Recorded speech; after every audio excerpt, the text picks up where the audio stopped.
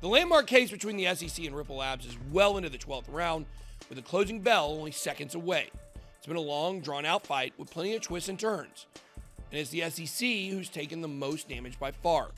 In fact, with Ripple almost certain to win on points, if not a last-minute TKO, Gary Gensler is preparing the attack dogs for his next opponents in the crypto space.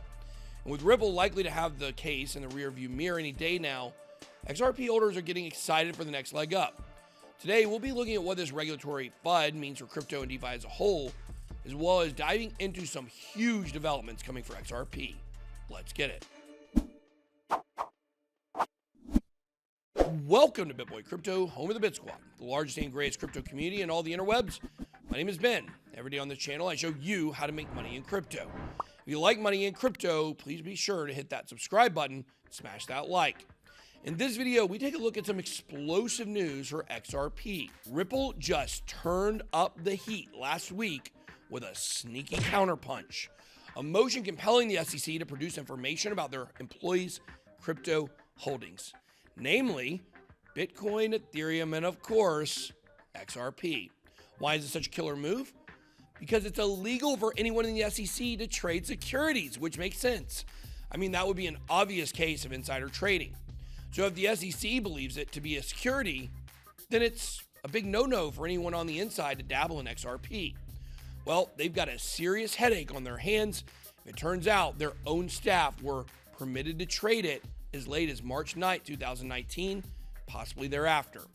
Suffice to say, they refused to produce any information and even counterfiled, calling it irrelevant. Seriously? Then they went on to explain that employees' trading activity is collected by an ethics council, so handing over sensitive data would be a breach to their privacy. I mean, you gotta hand it to these guys. They've got some serious cojones. They've been hounding Ripple for private information from its staff for years, so they've clearly got something to hide. Because you can be sure they'd happily produce anything that could boost their chances of a last-minute victory.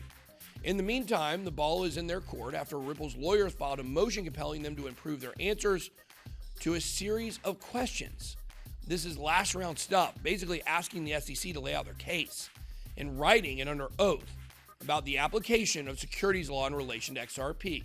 Good luck, they're gonna need it. Just like we need to keep getting our content out, so be sure to smash that like and subscribe button. But yes, as far as this case is concerned, Gensler is on pretty thin ice right now. Just check out this recently leaked video of him enjoying some golf over the Labor Day weekend. He might look like Gollum, but don't be fooled. This guy's down to throw hands, and he's only just getting started. Precious. Guess what? There wasn't even a picture of Gary. That's literally his evil twin. Anyway, it seems that Unilabs could be the next in line for a bit of action, with DeFi and governance tokens next up on the hit list. If DeFi is the Wild West, as he recently said, then he likes to think of himself as a kind of Clint Eastwood type, or Dirty Gary. According to Gabriel Shapiro at Delphi Labs, DeFi projects are starting to get letters from the SEC and inquiries from other regulators. But it's worth pointing out that an investigation is more a request for information. It's how we, the SEC, likes to do things. By no means an accusation of any wrongdoing. But let's face it, when there's zero clarity surrounding the laws you're supposed to be protecting, then it gets pretty easy to point the finger and cry foul play. The latest company to find themselves in the line of fire is Coinbase, more specifically their upcoming yield platform, Lend. Just as Coinbase was about to dip its toes into the DeFi pool, the SEC arrived like the harbinger of doom with a Wells notice threatening to sue them. And yet, according to Coinbase, they've received no explanation as to why or what law they'd even be breaking. Typical SEC style, they seem hell-bent on calling things securities, but refuse any explanation.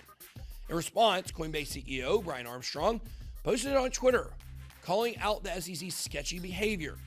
Takes one to know one, Uncle Bry. The post covered the total lack of clarity from regulators, the obvious need for new and coherent guidelines, plus the fact that despite his efforts to arrange a meet with them in December, he was told they were not meeting with crypto companies. Now, if you've been watching our live shows, you'll know I'm pretty skeptical about this so-called threat from the SEC.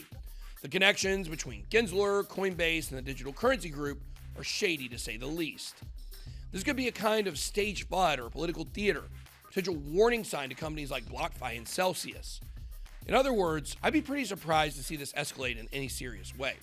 But it's interesting how the issue is dividing opinion online. You got people like Mark Cuban saying Coinbase should go on the offensive, pointing out this is regulation by litigation, which it is. Just like with Ripple, the SEC is kicking crypto, DeFi, and stablecoins into the courthouses and get the judges to create a legal precedent. Apparently, that's easier than, actually doing their job and defining regulations. But on the other side of the coin is another celebrity crypto genius, Jim Cramer. And we're certainly in agreement on one thing. But Gensler is a bozo, and he doesn't know anything, and good luck to him. Yeah. Full disclaimer, that was taken way out of context. Unlike Mark Cuban, he thinks calling the SEC sketchy on Twitter was, and I quote, the stupidest thing he's ever seen. After all, the SEC have unlimited firepower, and if they decide to go for you, well, you're in for a fist fight. Here's my take. This all comes down to who is the SEC protecting? Because let's face it, are they looking out for the consumer? Or are they defending the banks? I mean, who can blame them? DeFi lending is a threat to the legacy system. As Shapeshift COO put it, how dare anyone try to keep pace with inflation? It was also pretty concerning how the SEC were allegedly asking for the details of everyone on the wait list for the Lend platform. Like, what is this? A retaliation for Ripple Labs requesting info about their employees? Who are they literally supposed to work for? It's supposed to be us, the U.S. citizens. This is schoolyard stuff and an indication of what the SEC might be capable of in the future. Seems pretty obvious who they're protecting here. It's not your everyday retail investor. Here's the good news.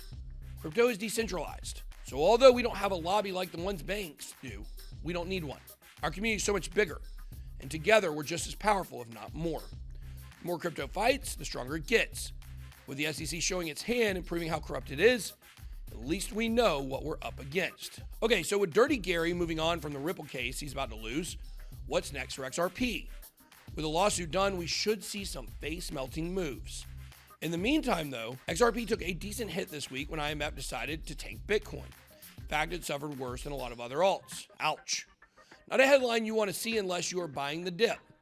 XRP is back in the zone. This rectangle here has been an area of support and resistance across the year.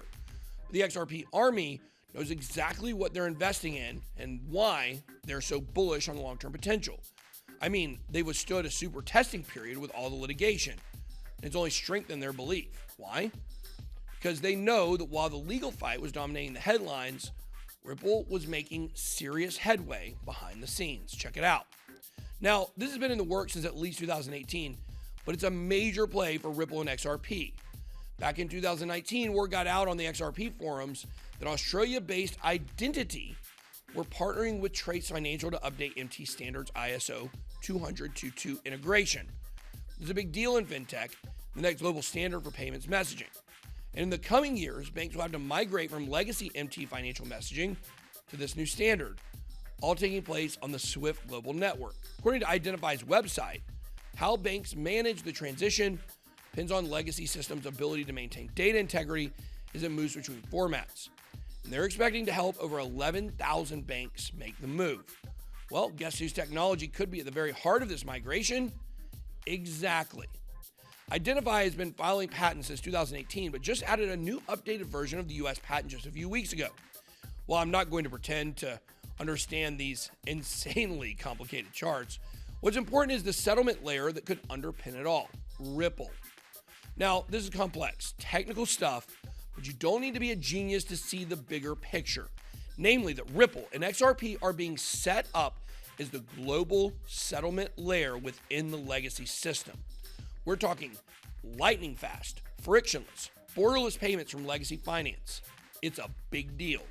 So whether you're a devoted XRP holder or not, the Ripple lawsuit affects everyone in crypto, and we all want them to succeed and move forward. Much as I can't wait to see it come to an end, it's sure been a heck of a ride. As far as XRP is concerned, it's a ride that I believe is just getting started. That's all I got. Be blessed. Boy out.